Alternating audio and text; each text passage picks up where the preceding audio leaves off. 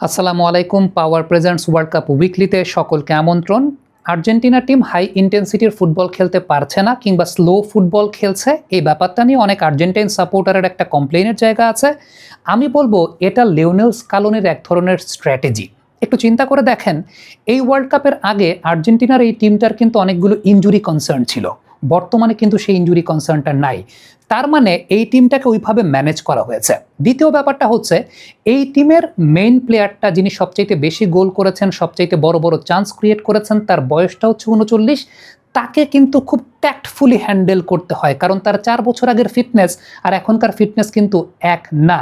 So সেই জায়গাটাতে Argentina ২০২২ বিশ্বকাপের পর থেকে তারা তাদের প্লেয়িং প্যাটার্নটা এরকম করেছে যেটা আসলে টেস্ট ম্যাচ ক্রিকেটের মতো, হোল্ডিং অন। অর্থাৎ এই জায়গাটায় তারা ম্যাচটাকে বড় করতে চায়, এনার্জিটাকে কনজিউম করতে চায়, এবং তাদের ওই ভরসার জায়গাটা আছে, তারা যদি এনার্জিটা কনজিউম করে, ম্যাচটাকে যদি বড় করে, শেষের দিকে they will be the better team.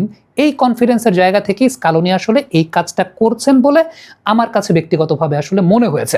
এখন লিওনেল মেসির প্রসঙ্গে যদি আমি আসি, গত বিশ্বকাপে লিওনেল মেসির যে বয়সটা ছিল, হাই ইন্টেন্সিটির ফুটবলটা তিনি খেলতে পারতেন এবং আর্জেন্টিনা কিন্তু ফার্স্ট হাফে ম্যাচটাকে কিল করে ফেলতে চাইতো। কিন্তু এবার এই টাইপের খেলার বা এই হাই ইন্টেন্সিভ ফুটবল খেলার এক ধরনের প্রবলেমও আছে। প্রবলেমটা হচ্ছে, ধরেন খেললো আর্জেন্টিনা, কিন্তু সামহাও রেগুলেশন টাইমে ম্যাচটা বের হলো না বা শুরুর হাফে ম্যাচটা বের হলো না, রিস্ক ফ্যাক্টরটা কিন্তু থেকে যায়। তখন আপনার দ্বিতীয়ার্ধে মেসিকে সাব করাতে হবে। এখন লিওনেল মেসিকে যদি আপনি সাব করান, তাহলে আর্জেন্টিনা টিমের এই পুরো লাইন আপের নিউক্লিয়াসটাই পুরোপুরি ভেঙে পড়বে। মেসি যদি এখন শুরু থেকে হাই ইন্টেন্সিটির ফুটবলের সঙ্গে খেলতে চান, বা আর্জেন্টিনা যদি শুরু থেকে হাই ইন্টেন্সিটির ফুটবলটা খেলে, তাহলে পর্যায়টা এমন আসবে যে মেসিকে আপনার সাব করাতে হবে আসলে ৬০ বা ৭০ মিনিটের পরে। তাইলে কি আলটিমেটলি এখন যে রেজাল্টটা আপনি পাচ্ছেন আর্জেন্টিনার, সেই রেজাল্টটা কি আপনি পাবেন? আপনি একটু চিন্তা করে দেখেন যে মিশরের সঙ্গে ম্যাচটাতে ৭০ মিনিটের পরে মেসি ডান দিকে সরে গিয়ে যেইভাবে পরবর্তী সময় অ্যাটাক ইনিশিয়েট করলেন, যদি একেবারে ফার্স্ট হাফ থেকে আর্জেন্টিনা হাই ইন্টেন্সিটির ফুটবলটা খেলতে থাকে, তাহলে কিন্তু আলটিমেটলি ওই ৬০-৭০ মিনিটে মেসিকে আপনাকে সাব করাতে হবে। এটা অস্বীকার করার কোনো কিছু নাই। সো আলটিমেটলি আর্জেন্টিনা যে কাজটা করার চেষ্টা করছে, মেসিকে যাতে তারা মাঠে রাখতে পারে, মেসিকে টিল দ্য লাস্ট এন্ড তারা মাঠে রাখতে পারে, এবং তারা জানে মেসিকে লাস্ট এন্ড পর্যন্ত মাঠে রাখলে they will be the better side. যেই কারণেই তারা ইনিশিয়াল স্টেজ থেকে খেলাটাকে একটু স্লো ডাউন করারই চেষ্টা আসলে করে। এবং আর্জেন্টিনার এই টিমটাতে আসলে কিছু ক্যারেক্টার আছে, যেই ক্যারেক্টারগুলো কিন্তু আসলে খেলাটাকে সেকেন্ড হাফে গিয়ে পরিবর্তন করে ফেলতে পারে। আপনি এর আগের সুইজারল্যান্ডের ম্যাচটা যদি একটু চিন্তা করে দেখেন, যে আলমাদা যখন থেকে নামলেন তখন থেকে কিন্তু খেলার প্যাটার্নটাই চেঞ্জ হয়ে গেল, গতিটা কিন্তু আলমাদাই দিয়েছেন। বাট এই গতির এফেক্টিভিটি জেনারেটের জন্য লিওনেল মেসির পিছে থাকাটা আসলে খুব ইম্পর্টেন্ট। সো শুরু থেকে যদি আর্জেন্টিনা ওই হাই ইন্টেন্সিটির ফুটবলটা খেলে, তাহলে লিওনেল মেসিকে আপনারা ৬০ বা ৭০ মিনিটের মধ্যে সাবস্টিটিউট করে ফেলতে হবে।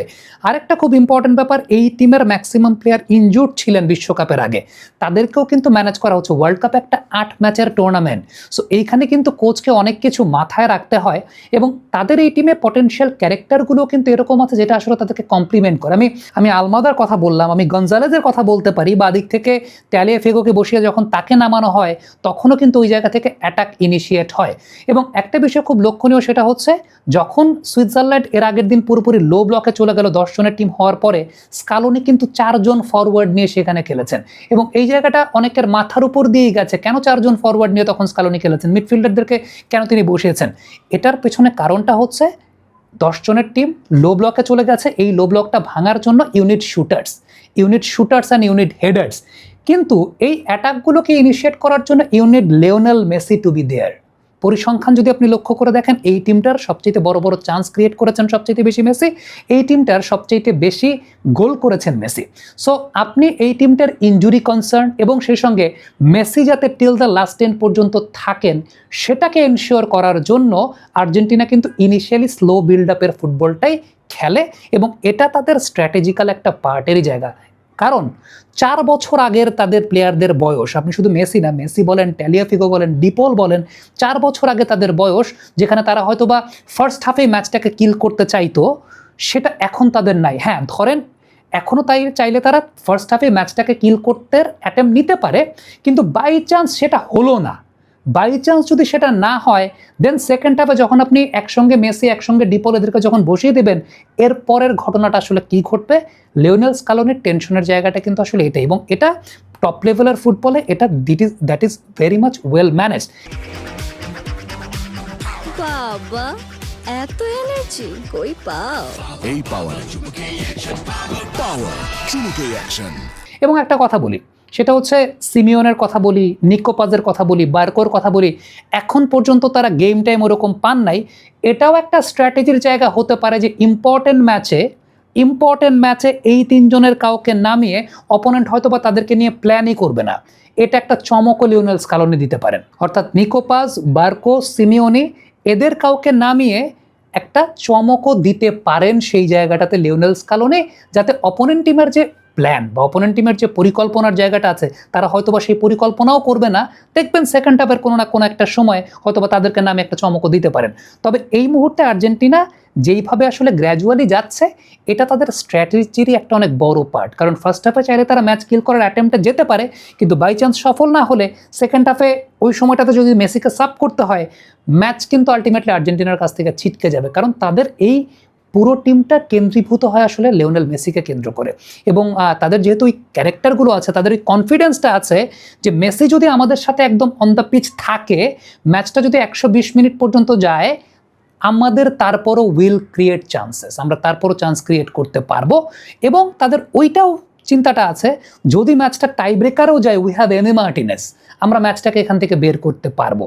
সো এই চিন্তার জায়গা থেকে আর্জেন্টিনা ইনিশিয়ালি আসলে এই স্লো বিল্ড আপের ফুটবলটাই খেলে থাকে, কারণ তাদের এই টিমটাকে ম্যানেজ করতে হয়। ইনজুরি কনসার্নের একটা জায়গা ছিল, আরেকটা হচ্ছে লিওনেল মেসিকে কেন্দ্র করে, কারণ আপনি ইনিশিয়ালি যদি হাই ইন্টেন্সিটির ফুটবলটা লিওনেল মেসিকে দিয়ে খেলান, it will be risky for Lionel Messi. So that is a very important thing, যেটা লিওনেল স্কালোনি খুব ভালোভাবে ট্যাক্টফুলি এই টিমটাকে হ্যান্ডেল করার চেষ্টা করছেন।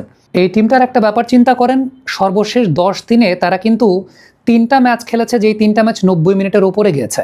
2টা ম্যাচ তাদের এমন যেটা আসলে 120 মিনিট পর্যন্ত গেছে, গত ম্যাচটা তো আসলে 140-45 মিনিটের ম্যাচ খেলতে হয়েছে। এর আগের ম্যাচটা সেটাও কিন্তু আলটিমেটলি দেখা গেছে যে বড় ম্যাচ খেলতে হয়েছে, মানে 90 মিনিটের পরেও কিছু সময় এক্সট্রা টাইম দেওয়া হয়েছে। তার আগের ম্যাচটা আপনি যদি কেপ ভার্দের এগেনস্টে চিন্তা করেন, সেটা 120 মিনিটের ম্যাচ হয়েছে। সো এই টিমটা কিন্তু অনেক বড় ম্যাচ টাইমের গেম খেলছে, যেখানে তাদের রিকভারি ফেজটাও কিন্তু অনেক কম। আপনি যত যাই কিছুই বলেন, 10 দিনের ব্যবধানে 3টা এইরকম ম্যাচ খেলা, যেখানে আসলে আপনি 90 মিনিটের বেশি ঊর্ধ্বে ম্যাচ খেলছেন। সো রিকভারির ব্যাপারটাও কিন্তু অনেক ইম্পর্ট্যান্ট একটা ফ্যাক্টর। আর্জেন্টিনা টিম কিন্তু রিকভারির জায়গাটা খুব বেশি পাচ্ছে না। এই কারণেই লিওনেল স্কালোনি এরকম স্লো বিল্ড আপের খেলাটাই খেলাচ্ছেন, যাতে এই প্লেয়াররা রিকভারিটাও আসলে ম্যাচের মধ্যেও পান এবং Lionel Messi till the variant মাঠের মধ্যে থাকতে পারেন। So that is the strategy, যে তারা আসলে ইচ্ছে করেই এই স্লো বিল্ড আপের খেলাটা খেলছে, যেটা অনেকের কাছে মনে হচ্ছে যে ভেরি মাচ রিস্কি। হ্যাঁ, রিস্কি।